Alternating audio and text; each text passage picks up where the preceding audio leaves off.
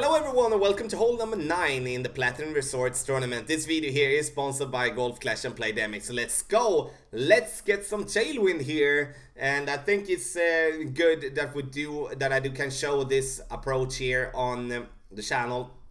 First and foremost, we need to decide, are we going to try to go over the bunker directly, or are we going to do an easy shot and bounce before the bunker? Our opponent gets in the center of the bunker. What's happening? No, but in the end it's very easy to do that, because you often forget that you need to add more to this adjustment because we're playing massively downhill. I do add a 15% when playing this particular shot from second tee. So the thing that we are doing here, the thing that I'm going to try for doing, is to go directly over the bunker, and that might be very risky.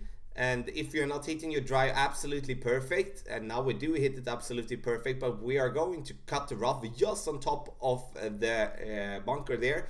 If we would be having smart enough to play with a Titan, then we would be reaching over the bunker completely, and the rough as well. Then we would be having no problem to reach for the green. But if we made that less intelligent decision, then we're going to lose distance to the second shot, and we're not going to reach for the green. But as you can see here, now we do have some headwind, and in a tournament you are going to have tailwind. If you do have tailwind for your drive, you're going to have tailwind for the second shot. That's just how it is, because the wind is going to be the same. But now in regular tour play, we're going to have some headwind, and if we do find ourselves with headwind here, we just need to put ourselves up.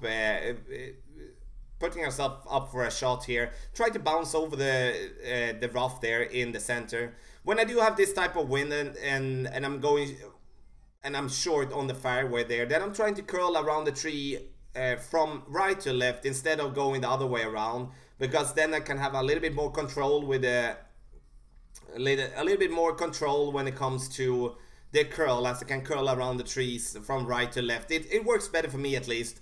But the thing that you want to do there is to use the club that do give you the most distance of them all that you do have in your bag in terms of power and topspin. So we do get to bounce before the rough, rolling over the rough, and now we're going to have a short iron towards the pin, and that is going to be a decent approach. But let's say we would be having this type of wind for our shot, then we would be getting max overpower, going over the rough and the bunker, and get it towards the green or close to the green. Best case scenario, we do get tailwind, we bounce over the rough and the bunker, we gain the distance that we want to. Then after that, we're going to have a club with as much power as possible, like the big dog or the cataclysm.